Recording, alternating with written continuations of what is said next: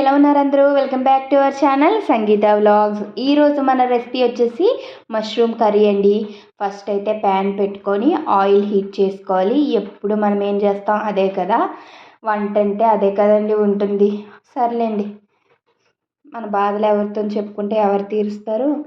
ఆ తర్వాత కొంచెం సాల్ట్ వేసేసి బాగా ఫ్రై చేసుకోవాలండి. ఫ్రై అయిన తర్వాత అల్లం వెల్లుల్లి పేస్ట్ వేసేసి కొంచెం పసుపు వేసేసి బాగా ఫ్రై చేసుకోవాలి. అది కూడా ఫ్రై అయిన తర్వాత అప్పుడు మనం మసాలా, హోమ్మేడ్ గరం మసాలా, కారం వేసేసి బాగా కలుపుకొని మష్రూమ్ కూడా వేసేయాలండి.